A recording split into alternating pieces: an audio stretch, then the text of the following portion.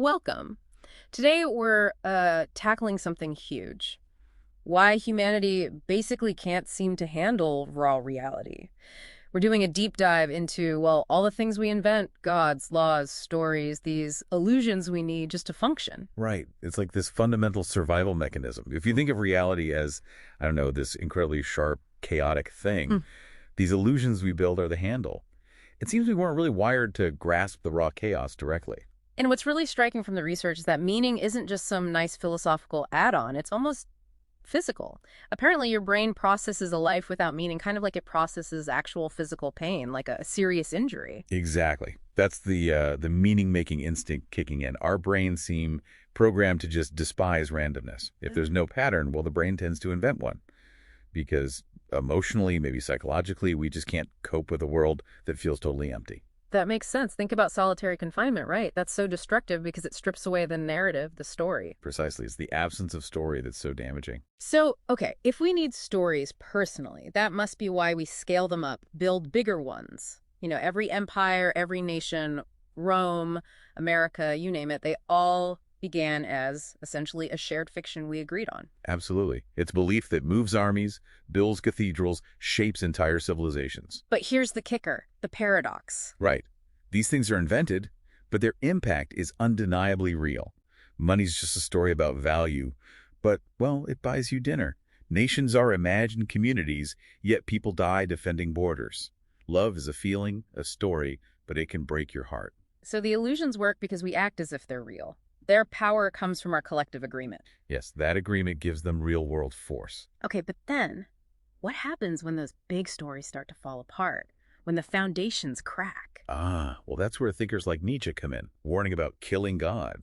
The point wasn't just losing religion, it was facing the vacuum, the chaos that follows. We don't just get enlightened, we get lost. Or desperate, even. There's this psychological concept, care management theory, TMT.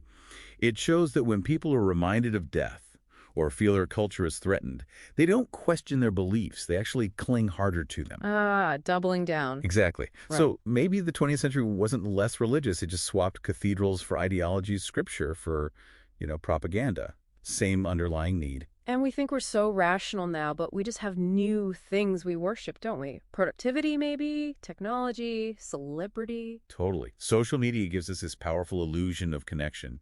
You see figures like Elon Musk tweeting almost like modern prophets. And TikTok dances as prayers. That's a stretch. Well, maybe not prayers in the old sense, but visuals, right?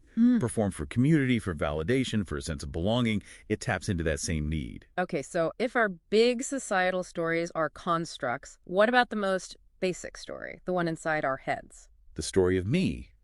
And this is maybe the most mind-bending part from the sources. Even the self, the sense of a single continuous you, seems to be a kind of illusion.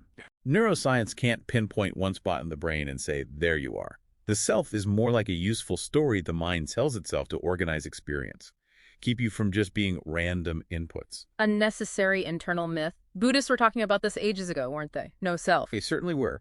Different path, similar conclusion. So if we're basically meaning-making machines built to invent these stories or illusions, what's the takeaway? The problem isn't the inventing itself. No, I think the sources suggest the danger comes when we forget they are inventions, when we mistake our useful tools, our stories, for absolute, unshakable truth.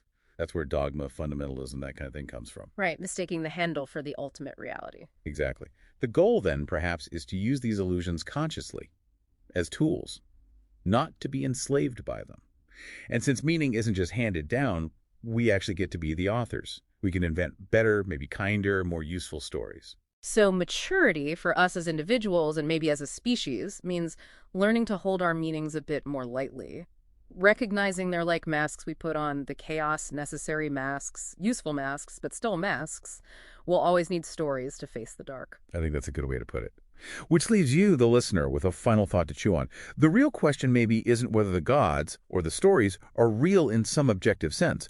The question is, do the gods and stories we invent ultimately make us more free? Or do they end up keeping us in chains? And that choice, well, that seems to be ours to make.